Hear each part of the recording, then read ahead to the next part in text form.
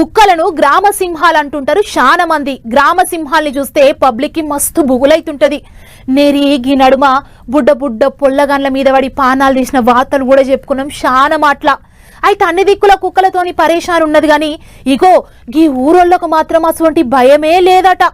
ఎందుకంటే అక్కడ కుక్కలు లేవు కాబట్టి. లేకుంటే ఎక్కడికి పోయినాయి అనుకుంటుర్రా? ఈ వార్త చూడుర్రి, మీకే తెలుస్తుంది ఎటు పోయినాయో ఏమైనాయో.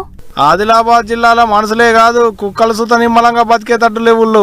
బోధు మండలంలో ఉన్న దన్నూరు నాగపూర్ ఊళ్ళల్లో 2 రోజులకించి ఒక్కటంటే ఒక్క కుక్క కూడా కాని రావట్లేదట.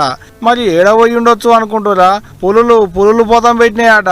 అంటే గ్రామ సింహాలను పులులు తిన్నాయి అన్నట్టు. నిన్న మొన్నటి దానిక మనుషుల మీద పడ్డ పులులు ఇప్పుడు కుక్కల మీద, అడవులలో తిరిగేటి మూగ జీవాల మీద పడుతున్నాయి అనుకుంటున్నారట అక్కడి పబ్లిక్. కనబడితే పాపమేనాట, పోతం పెట్టుడు దాని పొట్ట నింపుడేనాట. మరిట్టగా కుక్కల్ని పోతం పెట్టేది పెద్ద పులా లేకుంటే శిల్త పులా అని ఆరా తీసే పనిలో పడ్డది అడవి ఆఫీసర్లు.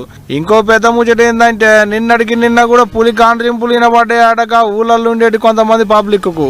ఇగిట 2-3 వారాలకించి పులితోని ఆదిలాబాద్ చుట్టుముట్టు ఉండేటి పబ్లిక్ కు కంటి మీద కూనుకుండట్లేదు, కడుపార తిండి ఉండట్లేదు.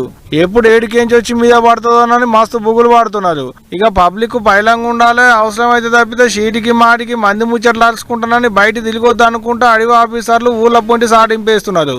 అంతేకాదు ఇక ఎట్టన చేసి పులిని పట్టుకోవాలని డ్రోన్ కెమెరాలను చెట్ల మీద ఎగిరేసి మరీ దెవలాడుతున్నారు.